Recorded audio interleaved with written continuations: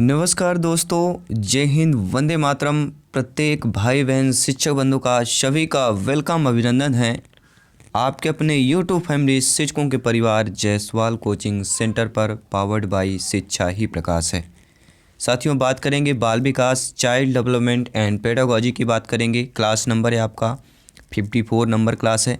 इसके पहले 53 क्लासेज जो है हम कंप्लीट कर चुके हैं आपके सिलेबस के अकॉर्डिंग, आपके एग्ज़ाम पैटर्न के अकॉर्डिंग। और यहाँ पर आपको प्लेलिस्ट का लिंक भी मिल जाएगा। सारी क्लासेज फ्री ऑफ कॉस्ट है और आने वाले प्रैक्टिस सेट भी आपके फ्री ऑफ कॉस्ट है, क्योंकि ये राष्ट्र हित में शिक्षकों का परिवार है, आपका परिवार है। चलिए शुरुआत करते हैं। इस क्लास में 30 महत्वपूर्ण लाजवाब क्वेश्चन करेंगे। प्रत्येक क्लास हमारा 1 से 2 नंबर आपको कन्फर्म करता जाएगा। तो चलिए शुरुआत करते हैं प्रथम प्रश्न की। पहला जो प्रश्न होता है पिछले क्वेश्चन का हमारा मॉक क्वेश्चन होता है।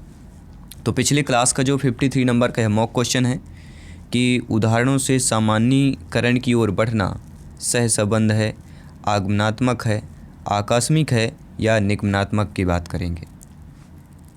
जिन्होंने यहाँ पे मॉक क्वेश्चन का आंसर दिया था, बहुत बहुत धन्यवाद सभी शिक्षक बंधुओं का।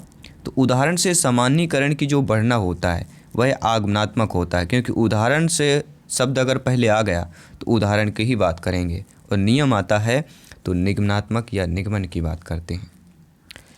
दूसरा प्रश्न जो आप लोगों की स्क्रीन पर दिया गया है, प्रश्न बहुत ही अच्छा है, क्योंकि वेरी इंपॉर्टेंट प्रश्न पूछा जा रहा है। निम्नलिखित में से कौन शिक्षण के प्रदर्शन विधि के बारे में सत्य नहीं दिया गया है? नकारात्मक प्रश्न है। जो आपको पता है कि नकारात्मक 1-2 प्रश्न प्रत्येक सब्जेक्ट पर पूछे जाते हैं, कभी कभी 3-3, 4-4 प्रश्न भी आ जाते हैं। तो ऐसा शिक्षण जो प्रदर्शन विधि के बारे में सही नहीं दिया गया है, सत्य नहीं है। अवधारणाओं का प्रदर्शन प्रयोगों क्रियाकलापों पर केंद्रित, ये बिल्कुल सही बात है। प्रदर्शन विधि के बारे में सत्य है कि अवधारणाओं को जो प्रदर्शन है, प्रयोग है, वे क्रियाकलापों पर, प्रयोगों या क्रियाकलापों पर केंद्रित होता है। इसका उपयोग बहुसांस्कृतिक कक्षा के लिए किया जा सकता है। शिक्षार्थियों को सम्मिलित होने का एक अवसर मिलता है, बिल्कुल सही बात है। तो ए और सी हमारा बिल्कुल सही है। इस विधि द्वारा सभी विषयों को कवर किया जाता है। देखिए, कवर किया जाना, पूर्णतः यहाँ पे कवर करना मतलब ये होता है कि पूजना, एक प्रकार से वहाँ पर पहुँचना। तो देखिए, शिक्षण के प्रदर्शन विधि के बारे में हमारा पहला ऑप्शन, दूसरा ऑप्शन और तीसरा ऑप्शन, ये तीनों हमारे सत्य दिए गए हैं। चौथा हमारा सत्य नहीं दिया गया है, इसलिए according two questions D option is the right answer. आइए बात करते हैं तीसरे प्रश्न की, जो आप लोगों की स्क्रीन पर आ चुका है। साथियों, समाजार्थिक मुद्दों से जूझ रहे उन बच्चों को जिनकी प्रतिभा प्रभावित हो सकती है, खाली स्थान सहायता करता है, स्व अधिगम मॉडल सहायता करता है, विभेदित निर्देश सहायता करता है, पाठचर्या का विस्तार सहायता करता है या संज्ञानात्मक वर्गीकरण सहायता करता है। नीचे कमेंट बॉक्स बना हुआ है। प्रत्येक भाई बहन शिक्षक बंधु का कमेंट सर्वोपरि है, जिनका सपना है अध्यापक अध्यापिका बनना, शिक्षक बनना। समाजार्थिक मुद्दों से जूझ रहे उन बच्चों को जिनकी प्रतिभा प्रभावित हो सकती है, उनकी कौन सहायता कर रहा है? तो स्व अधिगम मॉडल सहायता कर रहा है। पहला ऑप्शन सही हो जाएगा। आई होप सभी प्यारे मित्र अच्छे तरीके से प्रत्येक क्लास के प्रत्येक क्वेश्चन को अच्छे तरीके से समझ पा रहे होंगे। आइए बात करेंगे अगले प्रश्न की। बाल विकास में 25+ का स्कोर लाना है, तो प्रत्येक क्लास के सेशन का प्रत्येक क्वेश्चन इंपॉर्टेंट है। साथियों, अधिगमकर्ताओं को व्यक्तिगत क्षमता के आधार पर उनकी कठिनाइयों के विभिन्न स्तरों को ध्यान में रखते हुए पढ़ाने की विधि को क्या कहा जाता है? सभी कमेंट करेंगे। विभेदी अन्वेषण, चयनित अन्वेषण, सटीक शिक्षण या त्रुटिहीन अन्वेषण की बात करेंगे। तो अधिगमकर्ताओं को व्यक्तिगत क्षमता के आधार पर उनकी जो है कठिनाइयों के विभिन्न स्तरों को ध्यान में रखते हुए पढ़ाने की जो विधि कहलाएगी वह होगी विभेदी अनुदेशन विधि कहा जाता है, क्योंकि यहाँ पे प्रश्न पर ही दिया गया है व्यक्तिगत क्षमता के आधार पर उनकी कठिनाइयों के विभिन्न स्तरों को ध्यान में रखते हुए पढ़ाने की विधि। तो यहाँ पे क्या हो जाएगा? विभेदी अनुदेशन कहा जाता है। आइए बात करते हैं 5वें प्रश्न की। संज्ञानात्मक प्रशिक्षुता तथा शैक्षिक जो संवाद होता है, अधिगम को एक सामाजिक गतिविधि के रूप में ग्रहण करते हैं, आगमनात्मक तार्किकता के अनुप्रयोग पर आधारित है, पाठ सामग्री के सुव्यवस्थित संगठन पर बल देते हैं या कुशलता की प्राप्ति हेतु व्यवहारिक प्रशिक्षण की आवश्यकता पर बल देते हैं। तो आप जानते समझते हैं ज्ञानी सर्वज्ञ व्याख्याता हैं, भावी अध्यापक अध्यापिकाएं हैं, शिक्षक बंधु हैं, सभी मित्रों को जय हिंद, वंदे मातरम, इंकलाब जिंदाबाद। एग्जाम फतेह की तैयारी चल रही है, सभी का वेलकम, स्वागत, अभिनंदन है। प्रश्न की बात हो रही थी कि संज्ञानात्मक प्रशिक्षुता तथा शैक्षिक जो संवाद होता है वह अधिगम को एक सामाजिक गतिविधि के रूप में ग्रहण करते हैं। पहला ऑप्शन सही हो जाएगा। अगला प्रश्न पूछा जा रहा है, संज्ञानात्मक प्रशिक्षुता तथा शैक्षिक संवाद की अगर बात करें, प्रश्न सेम ही लेकिन ऑप्शन थोड़ा डिफरेंट कर दिया गया है, चेंज कर दिया गया है। आइए समझ लेते हैं आप कहाँ तक पहुँच पाते हैं इस प्रश्न पर। तो संज्ञानात्मक प्रशिक्षुता तथा जो शैक्षिक संवाद है वह पाठ्य सामग्री के सुव्यवस्थित ढंग पर बल देते हैं, कुशलता की प्राप्ति हेतु व्यवहारिक प्रशिक्षण की आवश्यकता पर बल देते हैं, अधिगम को एक सामाजिक गतिविधि के रूप में ग्रहण करते हैं या आगमनात्मक तार्किकता के अनुप्रयोग पर आधारित होते हैं। मान लीजिए हमने उस तरह से प्रश्न किया और इस टाइप से प्रश्न आपकी परीक्षा में आ गए एग्जाम पर, तब आप लोग कैसे सॉल्व करेंगे? तो राइट ऑप्शन है, अधिगम को एक सामाजिक गतिविधि के रूप में ग्रहण करते हैं, क्योंकि हमने क्या कहा था पहले प्रश्न पर कि अधिगम को एक सामाजिक गतिविधि के रूप में ग्रहण करते हैं। तो आई थिंक इसीलिए प्रश्न को रिपीट किया है ताकि आप लोग अच्छे तरीके से समझ पाएँ और इसी तरह के पेपर और एग्जाम में प्रश्न भी पूछे जाते हैं। अगला प्रश्न है, एक शिक्षिका अपने शिक्षार्थियों के अनेक तरह की सामूहिक गतिविधियों में व्यस्त रखती है, जैसे समूह चर्चा, समूह परियोजनाएं, भूमिका निर्वाह आदि। यह सीखने के किस आयाम को उजागर करता है? सामाजिक गतिविधि के रूप में अधिगम की बात करेंगे, मनोरंजन द्वारा अधिगम की बात करेंगे, भाषा निर्देशित अधिगम की बात करेंगे या प्रतियोगिता आधारित अधिगम की बात करेंगे। तो एक शिक्षिका जो है, अध्यापक अध्यापिका है, जो विद्यार्थियों के अनेक तरह की सामूहिक गतिविधियों में व्यस्त रखती है, जैसे फॉर एग्जाम्पल समूह चर्चा, समूह परियोजनाएं, भूमिका निर्वाह। तो ये सीखने के किस आयाम को उजागर करता है? सामाजिक गतिविधि के रूप में अधिगम की बात करेंगे। पहला ऑप्शन सही हो जाएगा। आइए बात करते हैं अगले प्रश्न की। एक शिक्षिका शिक्षार्थियों को सामूहिक क्रियाओं, सामूहिक परिचर्चा, सामूहिक प्रोजेक्ट आदि में सम्मिलित करता है, तो सीखने का आयाम कौन सा होगा? अब देखिए, पिछला प्रश्न यहाँ पे क्या दे दिया गया था? एक शिक्षिका के बारे में, और इस तरह से प्रश्न दिया गया था और इसी तरह के परीक्षा में पूछे जाते हैं आपको भ्रमित करने के लिए। और यहाँ पे क्या प्रश्न दे दिया गया कि ये शिक्षक शिक्षार्थियों को सामूहिक क्रियाओं, सामूहिक चर्चा, सामूहिक प्रोजेक्ट आदि में सम्मिलित करता है, तो यह सीखने का आयाम कौन सा दर्शाएगा? आपका एक सामाजिक गतिविधि के रूप में सीखना। डी ऑप्शन सही हो जाएगा। तो आपको कन्फ्यूज नहीं होना है, इसलिए इस तरह से प्रश्न भी बनाए जाते हैं ताकि आने वाले जो प्रश्न हो इस तरह से भी पूछे जाएँ, फिर भी आप लोग कर पाएँ। अगला प्रश्न है, सामाजिक अधिगम आरंभ होता है अलगाव से, भीड़ से, संपर्क से, दृश्य शब्द सामग्री से। देखिए, हम सामाजिक अधिगम की बात करेंगे और समाज जो होता है हमेशा संपर्क से अपने व्यवहार बढ़ते हैं, सारी चीज़ें होती हैं। तो सामाजिक अधिगम जो आरंभ होता है वह संपर्क से ही आरंभ होता है। जब आप हमसे संपर्क आए हैं, इस यूट्यूब परिवार से संपर्क हैं, ठीक है, फेसबुक पेज से संपर्क है, इंस्टाग्राम पेज पर संपर्क है, ठीक है, तो ये एक संपर्क होता है। मतलब सामाजिक अधिगम का आरंभ भी किससे होता है? संपर्क से होता है, कंटेक्ट से होता है। सी ऑप्शन सही हो जाएगा। आइए बात करते हैं अगले प्रश्न की। एक शिक्षक के लिए सबसे महत्वपूर्ण क्या होता है? कक्षा में अनुशासन बनाए रखना, कक्षा में समयानुवर्ती होना, विद्यार्थियों की कठिनाइयों को दूर करना, एक सुवक्ता होना।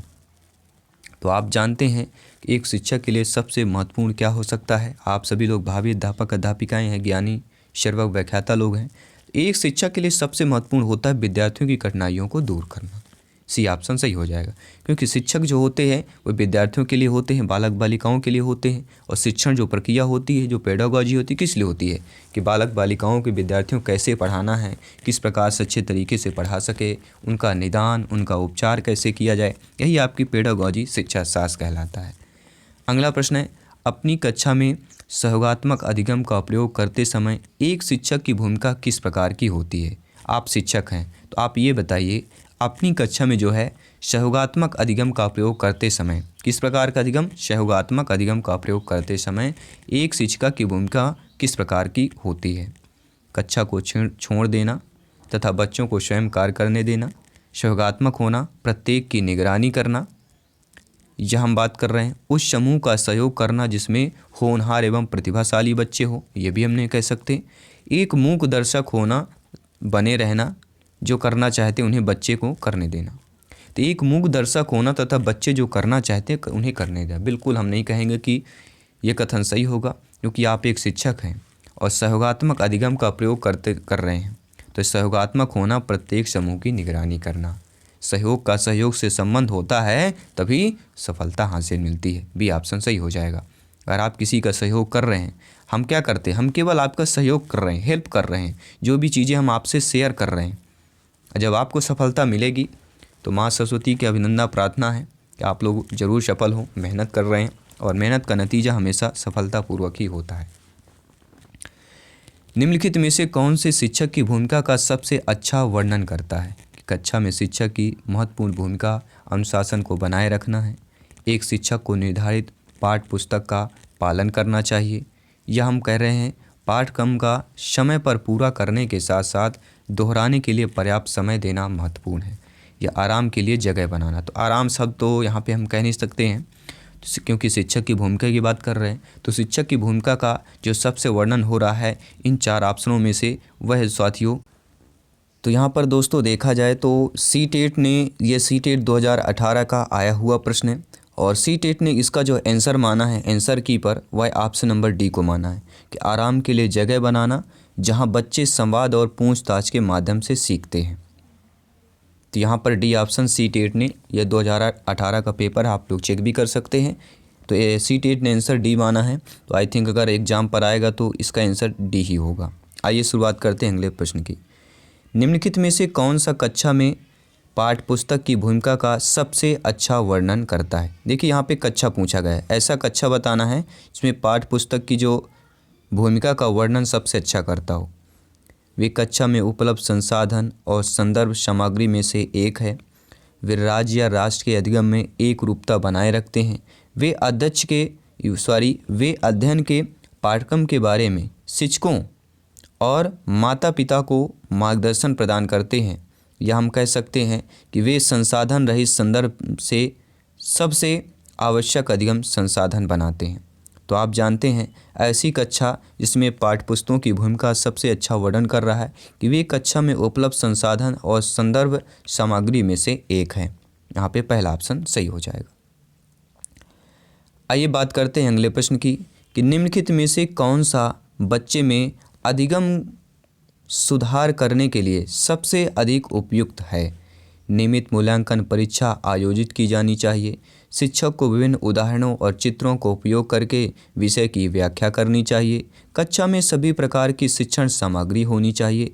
या शिक्षक को वास्तविक जीवन स्थितियों पर बच्चों को एक दूसरे के साथ बातचीत करने में मदद करनी चाहिए। तो बिल्कुल सही बात है, जब भी मदद की बात की जाती है, बच्चों की मदद की बात की जाती है, क्योंकि बच्चों में अधिगम सुधार करने की सबसे उपयुक्त बात कर रहे हैं। तो शिक्षक को वास्तविक जीवन परिस्थितियों पर बच्चों को एक दूसरे के साथ बातचीत करने में मदद करेंगे या मदद करनी चाहिए। डी ऑप्शन सही हो जाएगा। आइए देख लेते हैं अगला प्रश्न क्या पूछा जा रहा है। आप लोगों के स्क्रीन पर प्रश्न आ चुका है। प्रश्न यह पूछा जा रहा है, एक शिक्षक को विद्यार्थियों को निर्धारित करने के लिए प्रोत्साहन करना चाहिए बजाय, यानी एक नेगेटिव ऑप्शन को चुनना है। प्रदर्शन लक्ष्य, अधिगम लक्ष्य, असफलता से बचने के लिए लक्ष्य, अंक के लिए लक्ष्य, या अंक के लिए लक्ष्य, या असफलता से बचने के लिए लक्ष्य, या अधिगम लक्ष्य, या प्रदर्शन लक्ष्य। तो आप जानते हैं एक शिक्षक को जो है विद्यार्थियों को निर्धारित करने के लिए प्रोत्साहन करना चाहिए बजाय, मतलब इसको छोड़कर सभी में प्रोत्साहन करना चाहिए। तो अधिगम लक्ष्य, प्रदर्शन लक्ष्य को छोड़कर आपको प्रदर्शन लक्ष्य, अधिगम लक्ष्य यहाँ पे करना चाहिए। पहले प्रदर्शन करना है, फिर असफलता से बचने के लिए लक्ष्य, अंक के लिए लक्ष्य, अंक के लिए लक्ष्य, असफलता से बचने के लिए लक्ष्य। ठीक है, तो डी ऑप्शन यहाँ पे इसके बजाय सभी आप लोग कर सकते हैं। एक शिक्षक को विद्यार्थियों को निर्धारित करने के लिए प्रोत्साहन की अगर बात करें, क्योंकि प्रोत्साहन की बात की जा रही है। आइए बात करते हैं अगले प्रश्न की। एक शिक्षक को साधन संपन्न होना चाहिए, इसका अर्थ क्या है? उसके पास पर्याप्त धन तो पेडागोजी में बात नेगेटिव माना जाता है। उसके उच्च अधिकारियों से संपर्क हो, ये भी आपका नेगेटिव हो जाएगा, क्योंकि साधन संपन्न की बात करें हैं। उसे अपने विद्यार्थियों की समस्याओं को हल करने के लिए पर्याप्त ज्ञान। जी हाँ, शिक्षक की कार्य क्या होता है कि जो भी विद्यार्थियों की समस्याएं हों उनका हल करने का पर्याप्त उन पर ज्ञान होना चाहिए। तो यहाँ पे सी ऑप्शन हमारा सही हो जाएगा। साधन संपन्न हमारा यही है, वह है ज्ञान, क्योंकि हम कहते हैं शिक्षा ही प्रकाश है, क्योंकि शिक्षा ज्ञान का सर्वोपरि साधन माना जाता है। शिक्षा का प्रचार प्रसार की बात कर रहे हैं। अगले प्रश्न की बात करेंगे, एक अच्छा विद्यालय वह है। देखिए हमेशा हमारे प्रश्न आते हैं, अभिभावक के भी प्रश्न होते हैं कि एक अच्छा विद्यालय कौन हो सकता है। तो एक अच्छा विद्यालय वह है जो कड़ी प्रतियोगिता की भावना पर जोर देता है, जहां प्रत्येक बालक खुशी का अनुभव करे व बिना एक दूसरे के सहयोग से व्यक्तिगत रूप से सीखे, या जो बालक के सामाजिक स्त्रीकरण को समझे तथा कक्षा के वातावरण को प्रगतिशील व प्रेरणास्पद बनाए। बिल्कुल हमारा जो सी ऑप्शन है कि एक अच्छा विद्यालय वह हो जो बालक के सामाजिक स्त्रीकरण को समझे और कक्षा के वातावरण को प्रगतिशील व प्रेरणास्पद बनाए। यहाँ पे तीसरा ऑप्शन सही हो जाएगा। आइए बात करते हैं अगले प्रश्न की। प्रक्रिया द्वारा शिक्षक निकट रूप में जुड़े होते हैं, अध्ययन से, अधिगम से, मूल्यांकन से या निरीक्षण से जुड़े हुए होते हैं। तो आप सभी लोग जानते हैं कि प्रक्रिया के द्वारा जो है शिक्षक निकट रूप से किससे जुड़े होते हैं, तो अधिगम से जुड़े होते हैं। अगला प्रश्न है 19वां प्रश्न जो आप लोगों के स्क्रीन पर आ चुका है। बेहतरीन लाजवाब वीवीआईपी कैटेगरी का प्रश्न है, क्योंकि यहाँ पर सिलेक्शन सर्वोपरि है और सभी पैरामिड 25 प्लस का स्कोर बाल विकास में करना चाहते हैं तो सारे क्लास के सारे क्वेश्चन इंपॉर्टेंट है। और आने वाले जो प्रैक्टिस सेट रहेगी, जी हाँ साथियों, आपके बाल विकास हिंदी की बात करेंगे, मैथ्स की बात करेंगे, संस्कृत की बात करेंगे, ईवीएस की बात करेंगे, सारे कंसेप्ट और पेडागोजी की प्रैक्टिस सेट आने वाली है। अब जो ये 30 से 40 दिनों का मौका है, इस मौके पर आपको एग्ज़ाम फतेह करना है और preparation hard to hard work करना है। प्रश्न यह पूछा जा रहा है कि एक शिक्षक के पास होना चाहिए, तो एक शिक्षक के पास अपने विषय का ज्ञान होना चाहिए, शिक्षण पद्धति का भी ज्ञान होना चाहिए और छात्रों के विषय में ज्ञान होना चाहिए। तो उपरोक्त सभी यहाँ पे हमारा डी ऑप्शन सही हो जाएगा। एक शिक्षक के पास ये सभी होना चाहिए। आइए बात करते हैं अगले प्रश्न की। स्कूल की शिक्षा की गुणवत्ता विशेष रूप से निर्भर करती है बुनियादी ढांचा सुविधाओं से, वित्तीय प्रावधान से, अंतर्राष्ट्रीय समर्थन से या शिक्षा की गुणवत्ता से। तो स्कूल की शिक्षा की गुणवत्ता जो है विशेष रूप से निर्भर करती है। आप सभी लोग जानते हैं शिक्षा की गुणवत्ता पर निर्भर करती है। आइए बात करते हैं अगले प्रश्न की। एक प्रभावी शिक्षक वह है जो कर सकता है कक्षा पर नियंत्रण, कम समय में अधिक सूचना देना, विद्यार्थियों को सीखने के लिए अभिप्रेरित करना। बिल्कुल सही बात है। एक प्रभावी शिक्षक वही है जो विद्यार्थियों को सीखने के लिए अभिप्रेरित कर सकता है या अभिप्रेरित करना। हमारा तीसरा ऑप्शन सही हो जाएगा।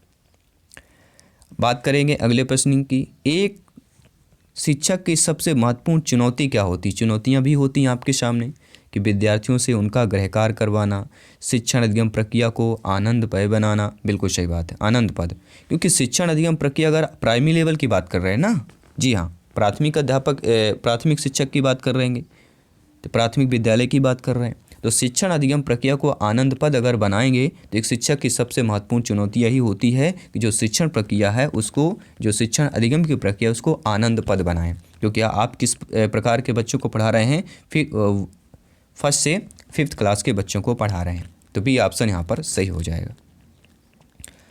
आइए बात करते हैं अगले प्रश्न की। एक सजीव कक्षा स्थिति में निम्नलिखित में से अधिक संभावित है? कभी कभार हंसी का शोर की बात करेंगे, पूर्ण रूप से शांति, शिक्षक छात्र वार्ता या विद्यार्थियों के बीच तेज आवाज़ में वार्ता। तो शिक्षक छात्र वार्ता यहाँ पे सही हो जाएगी, सी ऑप्शन सही हो जाएगा। आइए बात करते हैं अगले प्रश्न की। विद्यार्थियों की अकादमिक निष्पादन को सुधारा जा सकता है यदि अभिभावकों को उत्साहित किया जाए। यानी कि देखिए, विद्यार्थियों के अकादमिक निष्पादन को सुधारा जा सकता है यदि अभिभावक को, यानी कि जो बालक है उनके माता पिता को उत्साहित किया जाए। तो बच्चों के कार्य का निरीक्षण करने के लिए, अधिक ट्यूशन का प्रबंधन करने के लिए, या इसके बारे में चिंतित ना होकर या शिक्षकों को बार बार अंतक्रिया करने के लिए। तो विद्यार्थियों के अकादमिक निष्पादन को सुधारा जा सकता है यदि अभिभावकों को उत्साहित किया जाए, किसमें? शिक्षकों से बार बार अंतःक्रिया करने के लिए उत्साहित किया जाए। यहाँ पे डी ऑप्शन सही हो जाएगा। कोई भी डाउट हो आप लोग कमेंट कर सकते हैं। आपका कमेंट, आपका फीडबैक सर्वोपरि है, सम्मान है। प्रत्येक शिक्षक बंधु का, प्रत्येक ब्रदर्स एंड सिस्टर का, प्यारे प्यारे भाइयों की, प्यारी प्यारी बहनें, गृहिणी जिनका सपना है गवर्नमेंट टीचर बनना, अध्यापक अध्यापिका बनना, जयसवाल सर आप सभी का स्वागत अभिनंदन करते हैं। साथियों 5-6 प्रश्न और इनको कंप्लीट करते हैं, इस क्लास को कंप्लीट करते हैं। शिक्षण को प्रभावित करने वाला निम्नलिखित में से कौन सा घटक शिक्षक से संबंधित नहीं है? देखिए, विषय का ज्ञान संबंधित है, संप्रेषण कौशल का ज्ञान, विद्यार्थियों से जुड़ाव, लेकिन संसाधनों की उपलब्धता जो है ये शिक्षण को प्रभावित करने वाला घटक यहाँ पे शिक्षक से संबंधित नहीं होगा। तो हमारा यह डी ऑप्शन सही हो जाएगा अकॉर्डिंग टू क्वेश्चंस। शिक्षण की आधुनिक संकल्पना के अनुसार एक अध्यापक को मुख्य भूमिका जो है निभानी चाहिए, दार्शनिक की, मित्र की, कार्य सहभागी की या अनुदेशक की भूमिका निभानी चाहिए। तो आप सभी लोग जानते हैं शिक्षण की आधुनिक संकल्पना के अनुसार एक अध्यापक को जो मुख्य भूमिका निभानी चाहिए वह किस प्रकार से मित्रतापूर्वक भूमिका निभानी चाहिए। अगला प्रश्न है शिक्षक की भूमिका कैसी होनी चाहिए? ज्ञान का स्थानांतरण करना, ज्ञान देना, कौशल अर्जित करने में प्रशिक्षित करना या ज्ञान निर्माण का सरलीकरण करना। तो आप सभी लोग ज्ञानी सर्वज्ञ व्याख्याता हैं, भावी अध्यापक अध्यापिकाएं हैं, शिक्षक बंधु हैं। तो शिक्षक की जो भूमिका होती है वह ज्ञान निर्माण का सरलीकरण करना, डी ऑप्शन सही हो जाएगा। अगला प्रश्न है एक चिंतनशील शिक्षक कक्षा कक्ष में ऐसी परिस्थितियां उत्पन्न करता है कि छात्र जो है भाषण सुन सके, छात्र जो है कक्षा कक्ष में शिक्षक के भाषण के नोट्स ले सके, कक्षा कक्ष में अनुशासन बनाए रखे या छात्र जो है छात्रों और शिक्षकों में पारस्परिक अंतरक्रिया को प्रोत्साहन। देखिए, प्रोत्साहन बहुत ही इंपॉर्टेंट होता है। एक चिंतनशील शिक्षक जो है कक्षा कक्ष में ऐसी परिस्थितियां उत्पन्न करता है कि छात्र और शिक्षकों में पारस्परिक अंतरक्रिया को प्रोत्साहन की बात करेंगे, डी ऑप्शन सही हो जाएगा। आइए बात करते हैं अगले प्रश्न की। शिक्षकों की भूमिका कैसी होती है? ज्ञान का संप्रेषण करना, छात्रों को अनुशासन में बनाए रखना, छात्र केंद्रित क्रिया आधारित अंतःक्रियात्मक अधिगम का सृजन करना, उपरोक्त सभी। देखिए, शिक्षकों की भूमिका जो है ज्ञान का संप्रेषण करना भी होता है, छात्रों को अनुशासन में रखना भी होता है, छात्र केंद्रित क्रिया आधारित अंतःक्रियात्मक अधिगम का सृजन करना भी होता है। तो यहाँ पर डी ऑप्शन सही हो जाएगा। और आपको बता देते हैं 1 नंबर का अवश्य आपके एग्जाम में शिक्षक की भूमिका से संबंधित पूछा जाता है, कई बार पूछा गया है, रिपीटेड प्रश्न है, संभावित प्रश्न। आइए बात करते हैं तीसरे प्रश्न की, इसके बाद एक मॉक क्वेश्चन भी करेंगे। एक उत्तम कक्षा कक्ष जो है शिक्षक छात्रों की प्राकृतिक जिज्ञासा का पोषण करता है, छात्रों को पारस्परिक संवाद के लिए प्रोत्साहन करता है, छात्रों को वास्तविक वैश्विक परिस्थितियों में सम्मिलित करता है या उपरोक्त सभी। तो एक उत्तम कक्षा कक्ष में जो शिक्षक होता है आप सभी लोग जानते हैं कि छात्रों की प्राकृतिक जिज्ञासा का पोषण भी करता है, छात्रों को पारस्परिक संवाद के लिए प्रोत्साहन भी करता है और छात्रों को वास्तविक वैश्विक परिस्थितियों में सम्मिलित भी करता है। तो डी ऑप्शन सही हो जाएगा। आई होप सभी प्यारे मित्र अच्छे तरीके से समझ पाए होंगे। 30 में से जो भी आपको फीडबैक हो नीचे आप लोग कमेंट बॉक्स में बताइए। और आइए जान लेते हैं आज का मॉक क्वेश्चन क्या है। एक उत्तम शिक्षक वह है जो छात्र में वांछित व्यवहारगत परिवर्तन करता है, जो मौखिक रूप से ज्ञान प्रेषित करता है, जो सूचना का वर्णन करता है, जो पाठचर्या को संप्रेषित करता है। तो एक उत्तम शिक्षक वह है जो आप लोगों को कमेंट करना है। 4 बेहतरीन लाजवाब ऑप्शंस है। और साथ ही साथ 30 में से जो भी आप लोगों का फीडबैक हो नीचे कमेंट करें, क्योंकि यहाँ पर सिलेक्शन सर्वोपरि है। और मैं जल्दी मिलता हूँ नेक्स्ट क्लास पर। सभी मित्रों को जय हिंद, वंदे मातरम, धन्यवाद सभी का।